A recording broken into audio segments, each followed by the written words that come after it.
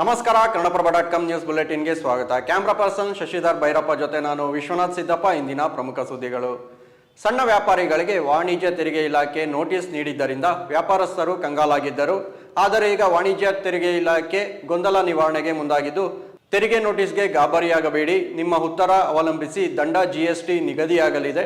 ನೋಟಿಸ್ನಲ್ಲಿ ಉಲ್ಲೇಖಿಸಿರುವಷ್ಟು GST ದಂಡ ಪಾವತಿ ಕಡ್ಡಾಯವಲ್ಲ ಎಂದು ಹೇಳಿದೆ. ಕೋರಮಂಗಲದಲ್ಲಿರುವ ವಾಣಿಜ್ಯ ತೆರಿಗೆ ಇಲಾಖೆ ಕಚೇರಿಯಲ್ಲಿ ಜಿಎಸ್ಟಿ ತಿಳಿಯಿರಿ ಸಭೆ ನಡೆಯಿತು. ಸಭೆಯಲ್ಲಿ ವ್ಯಾಪಾರಿಗಳ ಪ್ರಶ್ನೆಗಳಿಗೆ ವಾಣಿಜ್ಯ ತೆರಿಗೆ ಇಲಾಖೆ ಜಂಟಿ ಆಯುಕ್ತ ಮೀರಾ ಪಂಡಿತ್ ಉತ್ತರ ನೀಡಿದರು. ಮೊದಲ ಹಂತದಲ್ಲಿ ಯುಪಿಐನಲ್ಲಿ ಕೋಟ್ಯಾಂತರ ರೂಪಾಯಿ ಸ್ವೀಕರಿಸಿದ ವ್ಯಾಪಾರಿಗಳಿಗೆ ನೋಟಿಸ್ ನೀಡಲಾಗಿದೆ. ನಮ್ಮ ವ್ಯಾಪ್ತಿಯಲ್ಲಿ 850 ವ್ಯಾಪಾರಿಗಳಿಗೆ ನೋಟಿಸ್ ನೀಡಲಾಗಿದ್ದು, ಜಿಎಸ್ಟಿ ವಂಚನೆ ಕುರಿತು ಬೇರೆ ಬೇರೆ ಮೂಲಗಳಿಂದ ಮಾಹಿತಿ ಸಂಗ್ರಹಿಸಲಾಗುತ್ತಿದೆ. ರಿಯಲ್ ಎಸ್ಟೇಟ್ ವ್ಯವಹಾರ ನಡೆಸುವ ಸಂಸ್ಥೆಗಳ ಮಾಹಿತಿ ರೇವಾದಿಂದ ಪಡೆದು ನೋಟಿಸ್ ನೀಡಲಾಗುವುದು ಎಂದರು.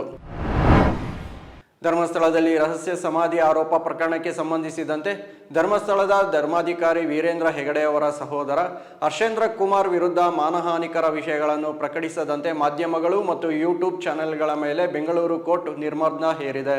ಧರ್ಮಸ್ಥಳದ ಮಾಜಿ ಸ್ವಚ್ಛತಾ ಕೆಲಸಗಾರ ತಾನು ದೇವಾಲಯದ ಮೇಲ್ವಿಚಾರಕರ ಒತ್ತಾಯದ ಮೇರೆಗೆ ಹಲವು ಶವಗಳನ್ನು ಊತಿರುವುದಾಗಿ ಹೇಳಿದ್ದನು. ಇದರ ಬೆನ್ನಲ್ಲೇ ಸಾಮಾಜಿಕ ಮಾಧ್ಯಮಗಳಲ್ಲಿ ಧರ್ಮಸ್ಥಳ ಹಾಗೂ ಧರ್ಮಾಧಿಕಾರಿಗಳ ವಿರುದ್ಧ ಅವಹೇಳನ ವಿಡಿಯೋಗಳು ಪ್ರಸಾರವಾಗಿದ್ದವು.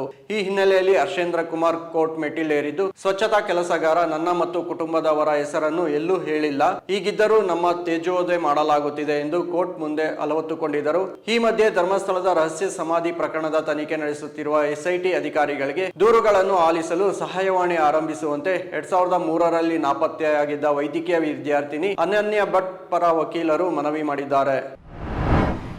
ರೇಣುಕಾಸ್ವಾಮಿ ಕೊಲೆ ಪ್ರಕರಣದಲ್ಲಿ A2 ಆರೋಪಿಯಾಗಿರುವ ನಟ ದರ್ಶನ್ ಜಾಮೀನು ಅರ್ಜಿ ವಿಚಾರಣೆಯನ್ನು ಸುಪ್ರೀಂ ಕೋರ್ಟ್ ಗುರುವಾರಕ್ಕೆ ಮುಂದೂಡಿದೆ. ದರ್ಶನ್ ಪರ ಹಿರಿಯ ವಕೀಲ ಕಪಿಲ್ ಸಿಬಲ್ ಇಂದು ವಾದ ಮಂಡಿಸಬೇಕಿತ್ತು. ಆದರೆ ಅವರು ಗೈರಾದ ಕಾರಣ ನಟನ ಪರ ವಕೀಲ ಸಿದ್ಧಾರ್ಥ್ ದಾವೆ ಹಾಜರಾಗಿ ಕೇಸಿನ ಬಗ್ಗೆ ಹೆಚ್ಚಿನ ಮಾಹಿತಿ ಕಲೆ ಹಾಕಲು ಸಮಯ ಬೇಕೆಂದು ಕೇಳಿದ್ದಕ್ಕೆ ಗುರುವಾರಕ್ಕೆ ವಿಚಾರಣೆ ಮುಂದೂಡಲಾಯಿತು. ಕಳೆದ ಗುರುವಾರ ಪ್ರಕರಣದ ವಿಚಾರಣೆ ನಡೆಸಿದ ಸುಪ್ರೀಂ ಕೋರ್ಟ್ ನಟ ದರ್ಶನ್ ಮತ್ತು ಇತರೆ ಆರೋಪಿಗಳಿಗೆ ಜಾಮೀನು ಮಂಜೂರು ಮಾಡಿರುವ ಹೈಕೋರ್ಟ್ ತೀರ್ಪಿನ ಬಗ್ಗೆ ಆಕ್ಷೇಪ ವ್ಯಕ್ತಪಡಿಸಿತ್ತು. ಹೀಗಾಗಿ ದರ್ಶನ್ಗೆ ಜೈಲ ಬೇಲ ಎಂಬುದು ಗುರುವಾರ ಸ್ಪಷ್ಟವಾಗಲಿದೆ. ಹಣಕಾಸು ಸಚಿವಾಲಯ ಲೋಕಸಭೆಯಲ್ಲಿ ಮಂಡಿಸಿದ ಅಂಕಿ ಅಂಶಗಳ ಪ್ರಕಾರ 2024-25ನೇ ಸಾಲಿನಲ್ಲಿ ಕರ್ನಾಟಕ ದೇಶದಲ್ಲೇ ಅತಿ ಹೆಚ್ಚು ತಲಾದಾಯ ಹೊಂದಿರುವ ರಾಜ್ಯವಾಗಿ ಹೊರಹೊಮ್ಮಿದೆ. ರಾಜ್ಯದಲ್ಲಿ ತಲಾದಾಯ ಪ್ರಮಾಣ 2 ಲಕ್ಷ ರುಗಳನ್ನು ದಾಟಿದೆ. ಸ್ಥಿರ ಬೆಲೆಯಲ್ಲಿ ರಾಜ್ಯದ ತಲಾ ನಿವ್ವಳ ರಾಜ್ಯ ದೇಶೀಯ ಉತ್ಪನ್ನ 2,04,605 ರೂಪಾಯಿಗೆ ತಲುಪಿದ್ದು, 2014-15ರಲ್ಲಿ 1,05,697 ರೂಪಾಯಿ ಇತ್ತು.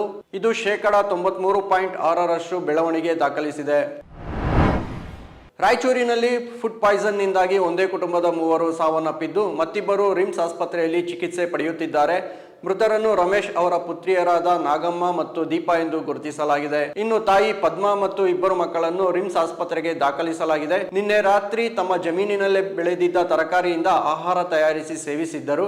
3 ದಿನಗಳ ಹಿಂದಷ್ಟೇ ಬೆಳೆಗೆ ಕೀಟನಾಶಕ ಸಿಂಪಡಿಸಲಾಗಿದ್ದು, ಇದು ವಿಷಪ್ರಾಶನಕ್ಕೆ ಕಾರಣವಾಗಿರಬಹುದು ಎಂದು ಸಂಬಂಧಿಕರು ಶಂಕಿಸಿದ್ದಾರೆ. ತುಮಕೂರು ಜಿಲ್ಲೆಯ ಕೊರಟಗೆರೆ ತಾಲೂಕಿನ ಕೊಳಾಳದಲ್ಲಿ ಗೊಬ್ಬರ ತುಂಬಿದ್ದ ಲಾರಿಯೊಂದು ರಸ್ತೆ ಬದಿಯ ಬೇಕರಿಗೆ ನುಗ್ಗಿದ್ದ ಪರಿಣಾಮ 3 ಮೃತಪಟ್ಟಿದ್ದು, 4 ಗಾಯಗೊಂಡಿದ್ದಾರೆ. ಚಾಲಕನ ನಿಯಂತ್ರಣ ತಪ್ಪಿ ಲಾರಿ ರಸ್ತೆ ಬದಿಯ ಬೇಕರಿಗೆ ನುಗ್ಗಿತ್ತು. ಭೀಕರ ಅಪಘಾತದಲ್ಲಿ ರಂಗಶಾಮಯ್ಯ, ಬೈಲಪ್ಪ ಸಾವನ್ನಪ್ಪಿದ್ದಾರೆ. ಇವು ಇಂದಿನ ಪ್ರಮುಖ ಸುದ್ದಿಗಳು. ವಿವರವಾದ ಸುದ್ದಿಗಳಿಗಾಗಿ ಕನ್ನಡಪ್ರಭ.com ನೋಡಿ. ನಮಸ್ಕಾರ.